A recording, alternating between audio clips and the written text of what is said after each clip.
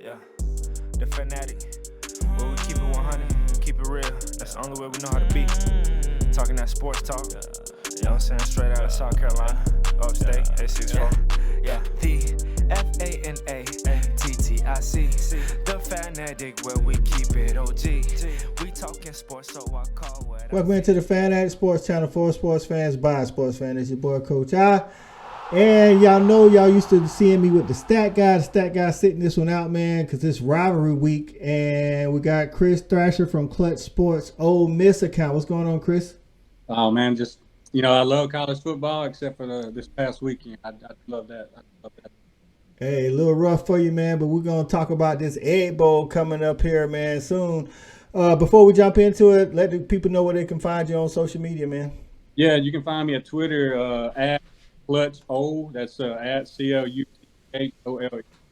That's it, man. Any content for Ole Miss y'all want to know about sports, man, y'all make sure y'all check Chris out on Clutch Sports Ole Miss, man. Let's do a quick recap this from this past Saturday, man. We'll start Mississippi State. Mississippi State got an easy win over ETSU, making them 7-4 right now and 3-4 in the SEC. And then on the other side, you guys did suffer a loss to Arkansas. It had to be a tough loss, man. You guys lost 42-27 is what we like to call in the SEC, letting, I think, mentally, Bama beat you twice, man. You know what I'm saying? I know you guys, it was funny is you guys was right there in the thick of things for the playoff hunt, at least trying to. And actually, South Carolina was helping everybody out by beating Tennessee. Yeah, no, you're absolutely right. Yeah. If you watch college football, like this weekend was recipe for disaster. You're coming off an emotional loss against Alabama that went down to the last play. And then our history at Fayetteville is not great at all. And then, on top of that, you have the rumors about Auburn and Kiffin. And it was just a recipe for disaster. And that's exactly what happened. The score was actually it wasn't as close as the score made it. I think Pittman let up off the gas after halftime. So. Yeah. So just a quick thought. You think there's anything to Kiffin to Auburn? I personally don't think he would do. I feel like it's a lateral move, to be honest with you. So.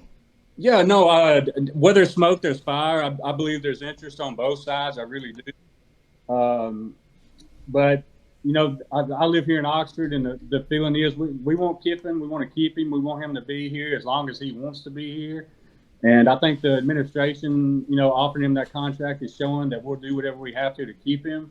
If he moves on, it is what it is, and we'll have to go off and find somebody else. But I do believe that, that there is real interest on both sides, and, we'll see what happens. I don't think we'll really know anything until after the Egg Bowl. So. Yeah, and this Egg Bowl is it's a meaningful one, man. Not that it's never meaningful because you guys are rivals, but as far as the finish in the SEC West, if you guys win, then you finish third in the SEC West. But if you guys lose and Arkansas wins, then Arkansas finishes fourth and you guys finish fifth. That's like, you know what I'm saying? So the winner of this game finishes third regardless of what happens. But the loser of this game needs Arkansas. Both teams need Arkansas to lose to be able to finish fourth. You know what I mean?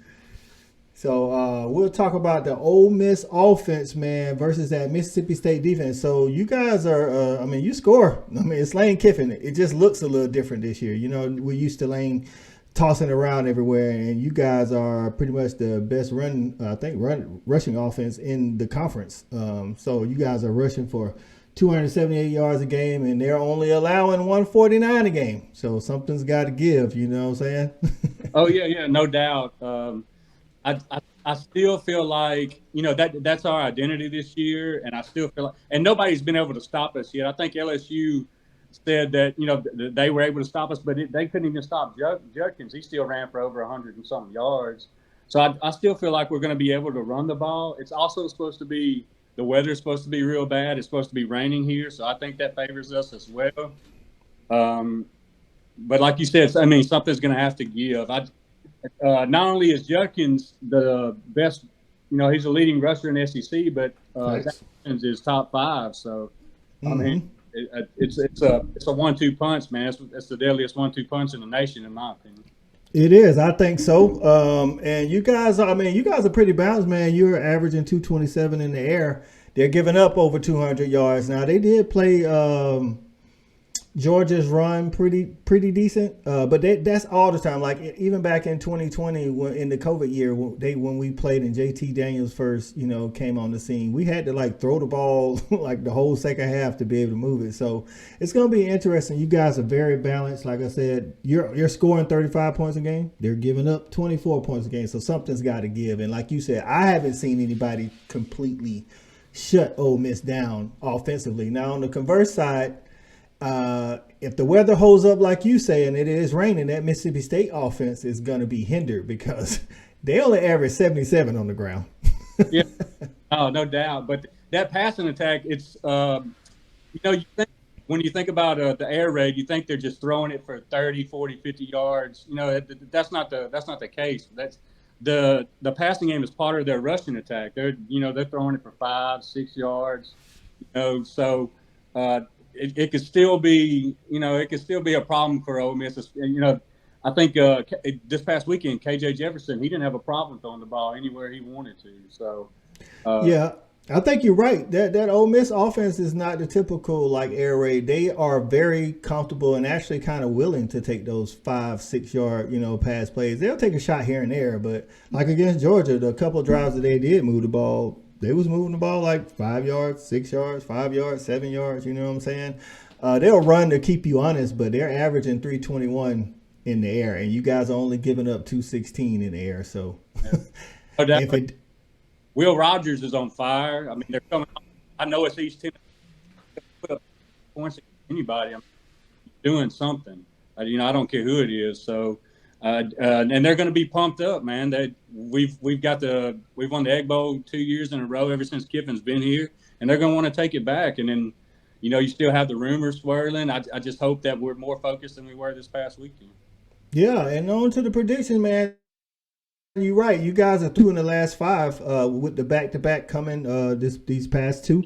So this is going to be an interesting one, man. This game is in Oxford. It's at 7 o'clock. It's on ESPN. Again, this is for bragging rights, if nothing else, but it's also for finishing 3rd in the East. And I know 3rd in the East is definitely, I don't care. It sounds better than 4th. You know what I'm saying?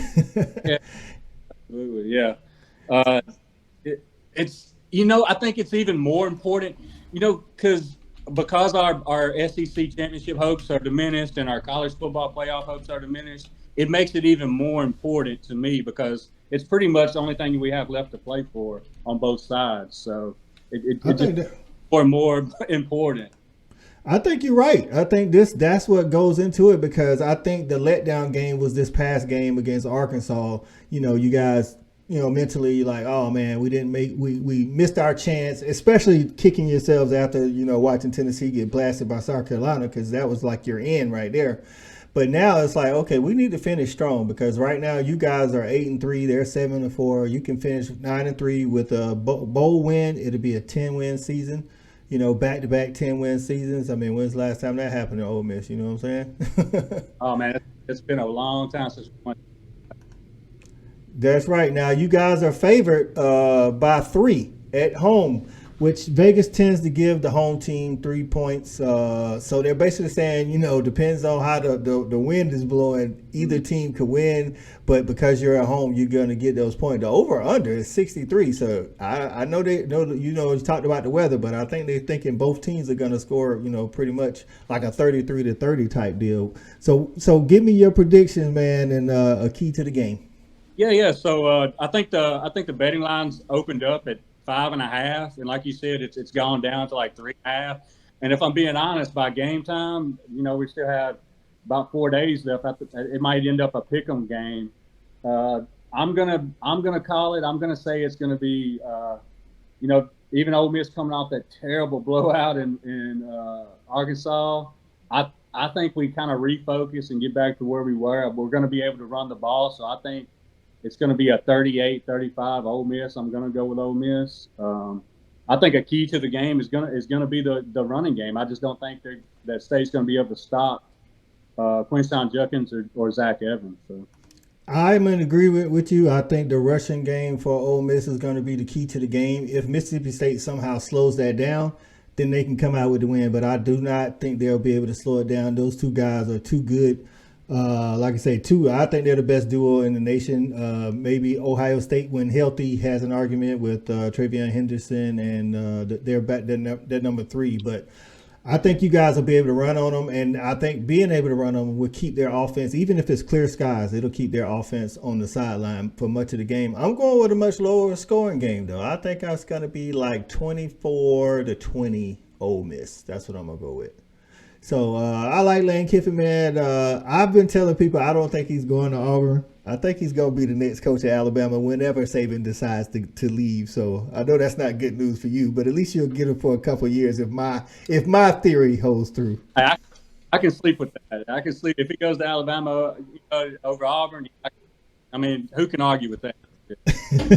Yeah, man. So there you have it, Mississippi State fans, Ole Miss fans. Get in the comments. Let us know your score predictions and what your keys to the game is, man. We want to thank Chris for coming on.